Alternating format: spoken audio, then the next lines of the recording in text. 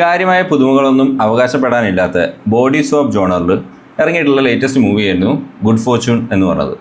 ഈ parks and റിക്രിയേഷനിലൂടെ അത്യാവശ്യം നമുക്ക് സുപരിചിതമായിട്ടുള്ള അസീസ് അൻസാരിയാണ് ഇതിൻ്റെ റിട്ടേൺ ആൻഡ് ഡയറക്ഷൻ. അപ്പോൾ ആൾ ഇതിലൊരു സുപ്രധാന വേഷം കൈകാര്യം ചെയ്തിട്ടുണ്ട്.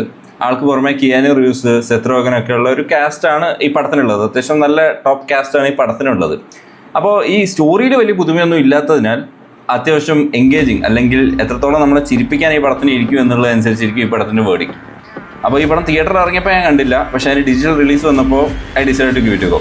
So let's just review Good Fortune.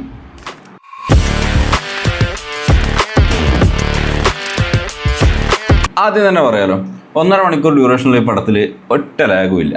നല്ല സ്മൂത്തായിട്ട് കണ്ടിരിക്കാൻ പറ്റിയൊരു മൂവിയാണ് ഗുഡ് ഫോർച്യൂൺ. അതായത് നല്ല രീതിയിൽ എൻഗേജിങ് ആയിട്ടുള്ള ഒരു സ്ക്രീൻ പ്ലേ ആണ് ഈ പടത്തിനുള്ളത്. കാരണം സ്റ്റോറി അത്രയും പ്രഡിക്റ്റബിളാണ്. നമുക്ക് സ്റ്റാർട്ടിങ് തന്നെ അറിയാം ഇങ്ങനെയാണ് സംഭവിക്കാൻ പോകുന്നത്, ഇങ്ങനെയാണ് സംഭവിക്കാൻ പോകുന്നത്, ഇതൊക്കെയാണ് സംഭവിക്കാൻ പോകുന്നത്. നമുക്കറിയാം, സ്റ്റോറി നമുക്കറിയാം.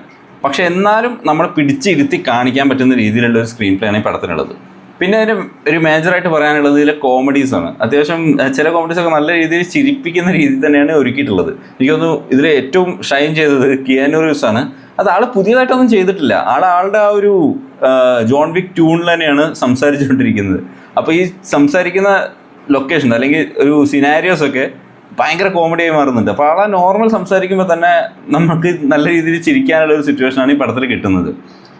പിന്നെ ആക്ടിങ് ആണെങ്കിലും എല്ലാവരും അത്യാവശ്യം നല്ല രീതിയിൽ തന്നെ പെർഫോം ചെയ്തിട്ടുണ്ട്. ഒരു ലൈക്ക് സിമ്പിൾ സ്റ്റോറിയാണ്, പ്രത്യേകിച്ചൊന്നും ഇല്ല. പക്ഷേ ആ ഉള്ള സ്റ്റോറി വെട്ടിപ്പായിട്ട് തന്നെ ഈ പടത്തിൽ എടുത്തിട്ടുണ്ട്. അപ്പോൾ വലിയ സ്റ്റോറി ലൈനൊന്നും പ്രതീക്ഷിക്കാത്ത ഒരാൾക്ക് അപ്പോൾ അത്യാവശ്യം കുറച്ച് നേരം കണ്ട് ചിരിക്കാൻ ഒരു എൻ്റർടൈനിങ് ആയിട്ടുള്ള ജസ്റ്റ് 1.5 മണിക്കൂറുള്ളൂ. അപ്പോൾ അങ്ങനെ ഇരുന്ന് ചിരിക്കാൻ പറ്റിയൊരു മൂവിയാണ് ഗുഡ് ഫോർച്യൂൺ.